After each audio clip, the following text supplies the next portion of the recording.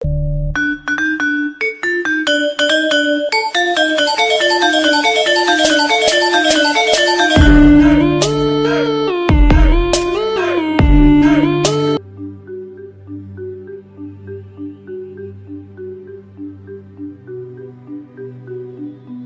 datang di channel kami.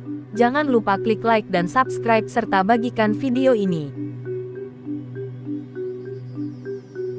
Majapahit. Pataka kerajaan Majapahit ini bernama Sang Hyang Baruna, berupa sebuah tombak Pataka Nagari dengan dua mata tombak kembar di atas kepala dan ekor naga. Pataka ini terbuat dari bahan tembaga.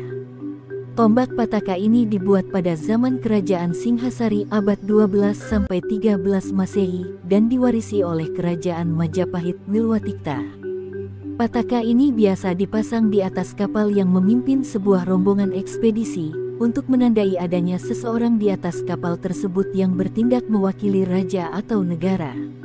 Bendera atau panji-panji yang dipasang bernama Getih, Getah Samudera, 5 garis merah dan 4 garis putih sebagai bendera armada militer Singhasari, Majapahit.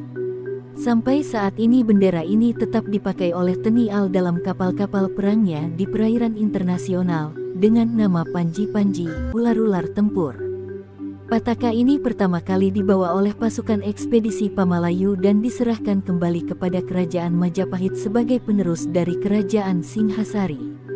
Pataka ini telah berkiprah pada ekspedisi Pamalayu yang dilakukan kerajaan Singhasari, ekspedisi Duta Besar Adityawarman ke China yang dilakukan Majapahit. Hal ini dilakukan 2 kali, ekspedisi Nusantara oleh Gajah Mada, Majapahit, dan tetap eksis hingga saat ini, dilanjutkan oleh TNI Angkatan Laut sebagai kekuatan maritim Negara Kesatuan Republik Indonesia. Tombak Pataka Sang Hyang Baruna ini sekarang berada di The Metropolitan Museum of Art, 1005 Avenue, New York, NY, Amerika Serikat. Bendera Getih, Getah Samudera, sang pelopor dan penerus Pataka, Sang Hyang Baruna. Dalam menjalankan politik Nusantara, penyatuan seluruh kepulauan Nusantara di bawah panji-panji kerajaan Majapahit, terdapat 3 nama besar yang cukup disegani dalam pelaksanaannya.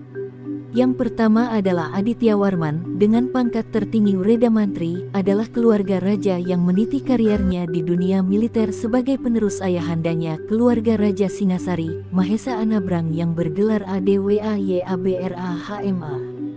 Kedua-duanya dikenal tangguh di medan pertempuran, jago strategi dan ulet menjalankan misi diplomatik. Mahesa Anabrang adalah pimpinan misi diplomatik ekspedisi Pamalayu Singhasari ke kerajaan Dharmasraya. Jejak ini diikuti putranya, Adityawarman, yang melakukan Mission Impossible dengan melakukan kunjungan diplomatik ke Kaisaran China. Padahal baru 2 dekade pasukan Tartar ini digempur dalam pertempuran Tanah Jawa oleh Brawijaya, dan mereka sedang mempersiapkan gempuran balasan.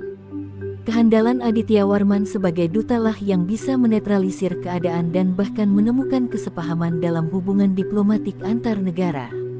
Baik ayah dan anak ini ketika melakukan tugasnya membawa tombak Pataka Sang Hyang Baruna. Yang kedua dan ketiga adalah 2 serangkai, Panglima Laut Rakaryan Tumenggung MPU Nala dan Mahapati Amangkubumi MPU Mada. Keduanya secara bahu-membahu menjalankan tugas penyatuan Nusantara dengan konsisten di bidangnya masing-masing. MPU Nala adalah generasi kedua Panglima Armada Laut Kerajaan Majapahit. Ayahandanya dikenal sebagai Panglima Laut yang memimpin rombongan pertama ekspedisi Pamalayu Singasari menuju Kerajaan Tumasik atau Singapura di Selat Malaka. Maka penunjukannya sebagai Panglima Laut di era pemerintahan Rani Tribuwana Tunggadewi ini bersifat mutlak, mengingat banyak pelaut-pelaut yang dahulu mengabdi kepada ayahandanya telah bersumpah setia mendukung kepemimpinannya mengarungi samudra. Dikenal jago pertempuran laut dan pandai menyatukan pasukan laut yang berasal dari beberapa negara bawahan. Mahapati Amangkubumi Gajah Mada adalah tokoh kunci dari politik penyatuan Nusantara lewat Sumpah Palapanya.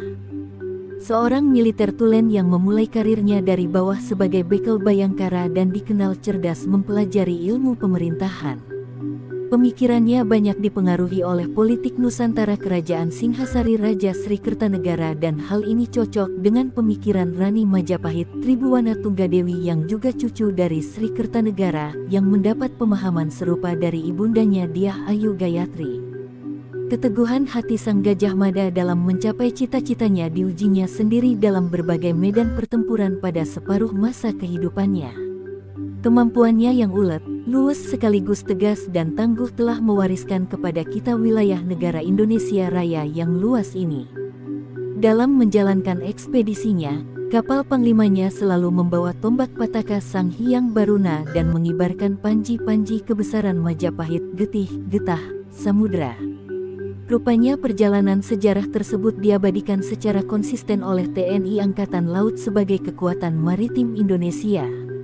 Panji-panji maritim Majapahit tetap dipakai hingga saat ini, bahkan Gajah Mada dibuatkan monumennya di Markas Komando TNI Angkatan Laut Surabaya. Keduanya baik MPU Nala maupun MPU Mada, namanya diabadikan sebagai nama kapal perang KRI Nala dan KRI Gajah Mada.